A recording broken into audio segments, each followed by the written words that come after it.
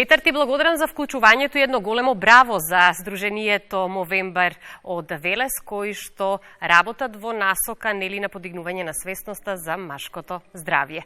Секако ноември е месец посветен за подигнување на свесноста за машкото здравје со акцент на превенција на заболувањата како што се ракот на простатата и тестисите, но овде нема да го исклучиме и менталното здравје кај мажите. На оваа тема во студиото разговарам со мојот гостин, професор доктор Сашо Докчев од Универзитетската клиника за урологија. Добар ден и добре дојдовте. Добар ден, добро ве најдов. Благодарам на поканата и ја да ги пофалам. Секако да. Од Велес, тоа е невладина организација, претпоставам. Браво, еве јас сум во Велес повеќе од 10 години, ако не и повеќе, како оперирам таму, па не сум знаел дека постои вакво здружение. Затоа и коментиравме, можеби до крајот на месецот ќе ве повикаат да одржите и некое предавање. Веднаш бев, да, само немавме контакт со нив, со болницата нормално. Да, но секако али браво, ала да име, немам што да кажам. Браво, браво.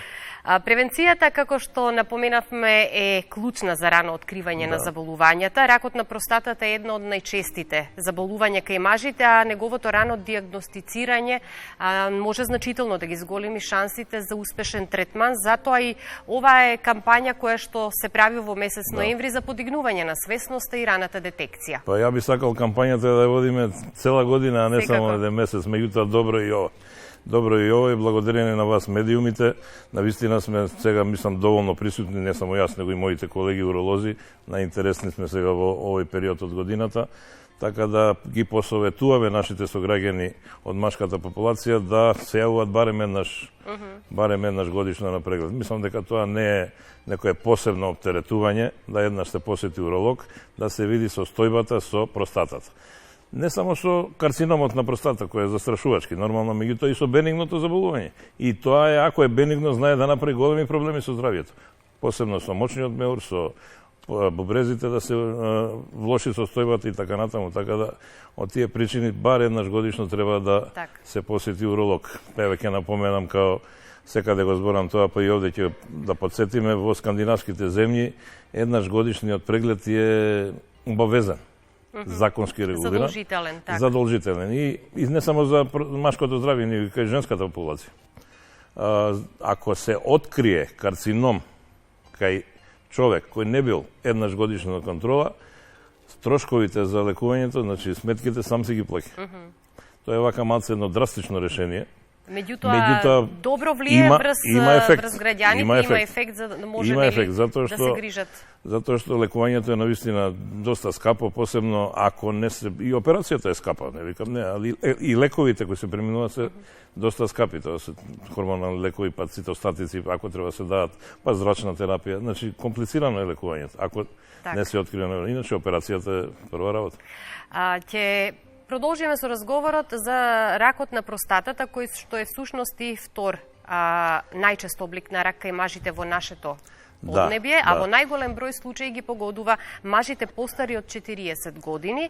И сега би рекла дека ракот на простатата е еден од најчестите тумори, околу 15%, ако говориме во бројки, и е втора најчеста причина за смрт од малигни заболувања кај мажите со тренд на пораст. А ризикот се зголемува со возраста. Сега, кои се ризичните групи и кои се ризиците и причините? Убаво напоменавте, негде 40 годишна возраст е земена како некоја вредност на години кога треба да се обрне внимание. Тоа е во литературата и од искуството ќе кажеме дека карциномот на простата кај младите мажи ретко се јавува. 40 годишна возраст ретко има. Еве ќе ви напоменам еден случај кој за жал заврши фатално на 42 годишна возраст. Али го откривме со карцином на простата. Ама тоа е реткост, да не ги се заплашуваме сега граѓаните, да мислат дека и брзо треба да се оди, меѓутоа треба да се оди. Да се прегледа пациентот, граѓанинот. Го откривме многу касно, со метастази во коските, проширени дифузни метастази секаде низ телото, така да, за жал, така заврши неубаво. Јас најмалот пациент сум оперирал на 45 годишна возраст. Па има веќе 3-14 години, ако гледа пациентот, може да ме поправи, Жив и здрав е. Так, на 45 одлично. години возраст, да. Тоа е реткост. Многу е реткост. Да, еве затоа над 50-та година веќе да. Иако погодува голем број на мажи, добрата вест е дека ракот на простатата може успешно да се лекува во 98% од случаите, доколку се открие во рана фаза. Тоа да бидат сигурни граѓаните дека имаме механизми. Посебно ако се открие на време операцијата избор број 1. Со тоа го решаваме комплетно проблемот. Веќе во животот да не се појави таа болест кај тој пациент. Така да тоа е битно, како што нагласиме превенцијата и тие превентивни прегледи еднаш годишно. И да нема симптоми. И што е најважно, мора да знаат гледачите дека нема посебни симптоми за карцином на простата во однос на бенигната. Така, и тоа ми беше следното прашање, кога говориме рана превенција, не треба да чекаме симптоми, затоа што тие можат да бидат нејасни или воопшто да ги нема, да бидат одсутни и затоа и се потребни редовните прегледи. Дизурични тегоби, значи пореметено мокрење. Самиот граѓанин ќе примети дека не е како што било можда нешто. Ја не викам дека има кај него карцином, меѓутоа ќе го натера да дојде. Секоја промена мора да се потврди. А прегледот е едноставен. Едноставен е преглед, нормално анамнезата, кажувањето. Има сега еден незгоден преглед кој веројатно граѓаните сакаат да го избегнат, така наречен ректален преглед, а тој е основен. Тоа е дигиторектална екзаминација, како што сега се нарекува по новата номенклатура. Преку дебелото црево се прегледува, се палпира простатата. Така. А тоа за нас, и сето тоа ги предомислува граѓаните да се откажат. Веројатно, точно е тоа незгоден преглед, меѓутоа за нас уролозите. Уште од самиот преглед можеме да кажеме за што се работи. Уште само со тој преглед веќе имаме сознанија. Потоа се прави ехо, нормално лабораториски, да не ги замараме гледачите што како се прави, меѓутоа едноставни се процедурите. И ако се посомневаме простата специфичен антиген, туморскиот маркер, да не го заборавиме, кој е многу важен. И ако се посомневаме дека болеста оди во процес кој е малигни, треба да се направи биопсија нормално. И магнетна резонанца се прави, имаме механизми како тоа се све открива. Така да нема разлог да не се доаѓа на уролог. Не само кај нас на клиника, кај нас е најголемиот број на пациентите, меѓутоа и другите оддели низ Републиката успешно работат и ги откриват. Еве реков јас на почетокот дека јас одам во повеќе градови во државата, во државните установи, да не се разбереме погрешно. Кој што колегите ги спремаат таму и јас одиме и ги оперираме пациентите. Ето и уште една придобивка за пациентите да може не само кај нас да се оперираат, него и во другите градови, како што Прилеп, Струмица, Штип, Велес. Би сакала сега да ја слушнеме анкетата што ја направи нашата екипа, што велат граѓаните, колку редовно одат на преглед и колку се грижат за нивното здравје. Да слушнеме. Дали мажите на нашите простори редовно го контролираат своето здравје? Обично тешко одат мажите на лекар. Ноември знаете. Културно е во текот на годината се направат одреден број на прегледи. Секој по својата возраст и по машко или женско. Редовно. Да, редовно се контролира. Лично вие? Да. А околината другите мажи одат на лекар? Ја колку што знам, да, одат, да. Ваша препорака да не се плашат? Да продолжат да одат, да не се плашат. Зависи кој, постарите генерации не. Помладите да. Тоа радува дека помладите се свесни. Нормално секогаш помладите се во трендот и знаат многу повеќе. Старите генерации се стари генерации и не се менуваат. Редовно одам контрацепран секоја година. Од женски аспект, дали мажите на овие простори редовно одат за контрола, бидејќи се уште постои табу дека јас не сум болен, дека јас можам, јас имам сила? Да, не одат. Погледнувате. Кон сопругот, да, не одат. Не одат, за жал мажите општо не одат за никакви прегледи. Ретки се тие кои што идат на прегледи посебно за таа тема, за таа проблематика и идат можеби многу касно, за жал. Така да треба да се подигне свест. Има кампањи, доволни се јас мислам, но малку повеќе треба да се... Па акции, кампањи има, ама не знам колку допираат до луѓето, зашто се уште си држиме некое мислење, менталитет од времето, така да... Што не е во полза на... Воопшто не е во полза, да, за жал, тоа е. Не е само мажите, општо, значи ние сме навикнати прво нешто да дојде, па да идеме да се грижиме за здравето, додека не ни е нешто... Редовните контроли? Да, то повеќе се избегнуваат, да. На жалост не. Зошто? Што мислите во разговор? Некоја, не знам, предрасуда, се плашаат, не знаат што да очекуваат. Или не сакаат диагнозата да... Не сакаат. Има случаеви многу доцна веќе, која е алармантно. Ете, слушнавме што велат граѓаните, но докторе, да слушнеме од ваше лично искуство. Дали нашите граѓани се свесни за значењето на раната превенција, дали редовно одат на прегледи или се чека последен момент за да се реагира и да се направи нешто? Би рекол дека вистината е некаде на средина.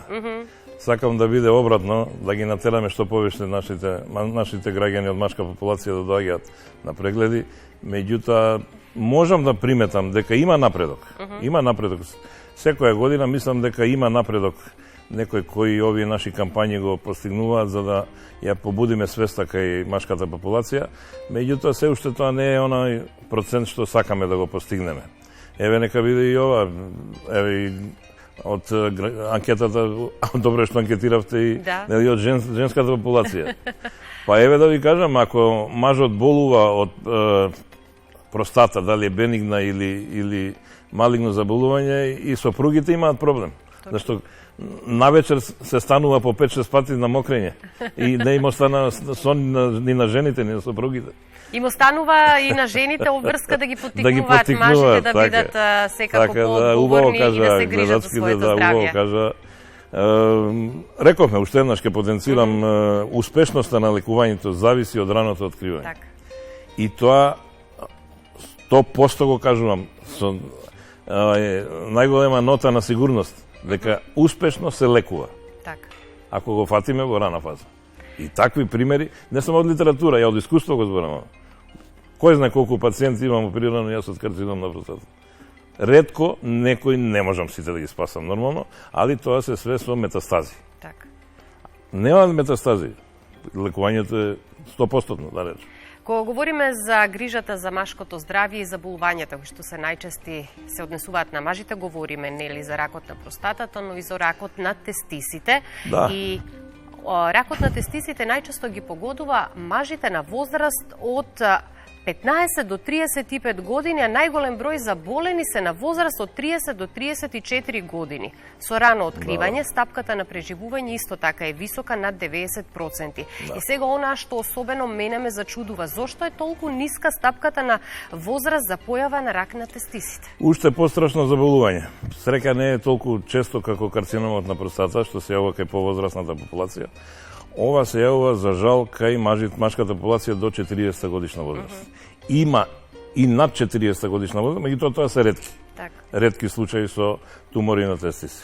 Како што напоменавте, од 15-та година до 40. Значи, погодува еден диапазон од млада популација, активна, која треба навистина да пред неа има години на живот. Една напомена само. Раните прегледи кај овие пациенти, кај младите пациенти, да кажем, кај младите граѓани, се па уште по дофатливи, затоа што тестисите се наоѓаат во скроталните кести, достапни на преглед, на палпација, на само палпација. Значи, секоја промена при бањање, при сексуалните чинови, при сексуалните игри, дури и партнерките можат да напипаат нешто што е невообичаено. Така да и тие играат некоја улога во раното откривање на карциномот на тестис. Тоа е битно, значи било кој некој сомнителен тумефакт, ние го викаме чворче, било што да се па макар нека биде и на самата кожа, нека не биде на тестисот. Да дојдат, ние ќе разграничиме што е и како е. А можеме ли да зборуваме за ризик фактори? Ризик фактори, па кај сите карциноми тешко ќе збориме за ризик фактори, овде има еден ризик фактор кој треба да го знаат граѓаните. Карциномите на тестис многу често се јавуваат кај така наречените скриени тестиси. Ние го викаме тоа крипторхизам. Знаат родителите, кај децата некогаш не се спуштаат тестисите, дали едното, дали двата тестиса, и трие треба што побрзо да се спуштат во скроталните кеси. Не само од, да кажам, превенцијата од стерилитет, туку да бидат и достапни на папаци. Кај скриените тестиси не може да се напипа доволно добро, само искусен урок може да се напипа ако е во ингвиналниот канал, достапен на палпација. А па ако е во стомачната празнина, па никој не може да го напипа, освен да се направат ехо преглед или компјутерска томографија и така натаму. Тие се многу по-оптеретени тестиси за појава на карцином, затоа што се смета дека внатрешната телесната температура негативно влијае на ткивото на тестисот. Реков, многу опасни карциноми, среќа има еден што не е опасен, така наречените семиномски заболувања, семиномските карциноми. Другите несеминомски заболувања се многу опасни. Многу опасни и повторно кажувам, ако не се открие на време, а операцијата е едноставна, отстранување на тестисот, наједноставна операција. Потоа се прават компјутерски томографии, да се види дали има метастатски депозити во стомачната празнина, таму се најчестите метастатски депозити. Ако се детектираат, имаме и тука решение. Се вадат, иако е таа многу тешка операција, да се вадат лимфните јазди кај најголемите крвни садови, кај аорта и вена кава. Тоа е страшно тешка операција. Меѓутоа и тоа го правиме. Се даваат цитостатици, зрачна терапија, значи механизми имаме, оружја имаме. И затоа рековте, ако се открие на време, успешноста е до 98%. Тоа што особено ме радува и покрај тоа што се работи за опасни заболувања и кај ракот на простатата и ракот на тестисите, она што го потврдивте и вие, дека доколку рано се диагностицира и се третира, успешноста за лекување е 95%. Да, еве, поубав податок не можевте да кажете, а вистина е така. И од искуство го зборам, од искуство, дури и со метастатски депозити, кај овие лимфните јазди. Ако ги извадиме успешно, убаво, се дава цитостатска терапија или наречена сендвич терапија, прво цитостатици, па операција, па пак цитостатици. Така да, еден сендвич на терапија и успешно се лекува. Затоа треба многу да се внимава, да не се запушти овој граѓанинот, да го откриеме кога ќе дадат далечни хематогени метастази на плуќа, на мозак, на... Сите информации ги имаат граѓаните и знаат многу добро за какви болести станува збор. Единствено што треба е само да бидат похрабри, да се охрабрат и да дојдат на посебно уролог. Кај тестисите, рековме, тоа е многу опасно, многу опасно заболување. Така да се внимава, да не ги заплашам се ептен граѓаните помлади, меѓутоа треба да внимават. Да се напипаат кога се бањаат двор. Така. Би сакала покрај ракот на простатата и ракот на тестисите да проговориме малку и за менталното здравје кај мажите, затоа што мораме да истакнеме дека динамичниот начин на живот, секојдневниот стрес навистина влијаат врз здравјето на луѓето, па и на мажите, и тие можеби до некаде се и некој ризик фактор за овие заболувања за кои што говоревме досега. Па, карциномските заболувања, да ви кажам, тој што ќе открие правата причина ќе добие Нобелова награда, не само кај овие, него кај сите други заболувања од магивни карактер. Па менталното здравје, мислам дека тајде пак од искуство ќе кажам дека машката популација навистина, како што кажа анкетираните женски особи, малце се поплашливи веројатно. Тоа го кажувам најотворено и не се јавува доволно на специјалистите широм републикава. Така да треба да се тој ментален склоп малку да го промени. Тука се вклучувам и јас, не дека сум јас поарен од тоа. Така да, еве, да знаеме дека навистина треба да го поправиме тој ментален склоп и еве, убав повод, убава шанса да кажеме дека треба бар еднаш годишно да посетиме. Без разлика, нека биде онака, само на разговор нека биде. Само да се дојде, да евентуално ние откриеме нешто ако има овој патолошко нешто. И да дадеме и совети, рековме и за бенигните, не само за малигните. Реков ја и бенигната па простатична гиперплазија е уште по-честа, уште по-застапена. И тука имаме шанси. За разлика од порано, немавме ние медикаментозна терапија многу присутна пред 30 на години. Оперативата беше главна. Сега со новите 20 на години и повеќе на назад.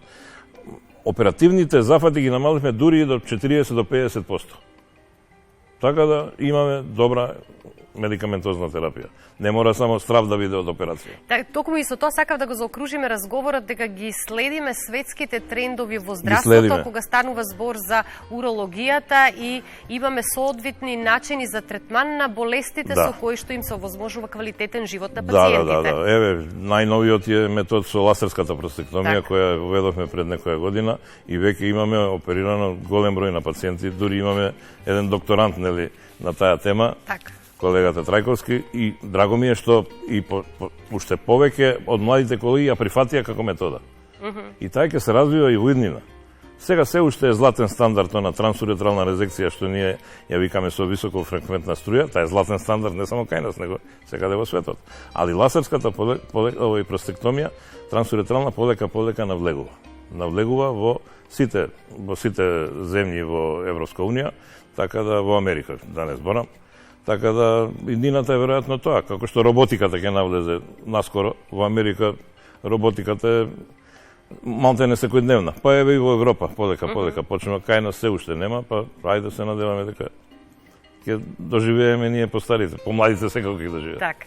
Јас ви благодарам многу за гостувањето и она што можеме да им порачаме на нашите гледачи е да одат на редовни прегледи, затоа што токму редовните прегледи може да им го спасат животот. Апсолутно. Тоа секогаш ќе го потенцираме, ако треба и по 10 пати во некој интервју, само да повлијаеме кај машкиот дел од популацијата да бар не посетат еднаш годишно.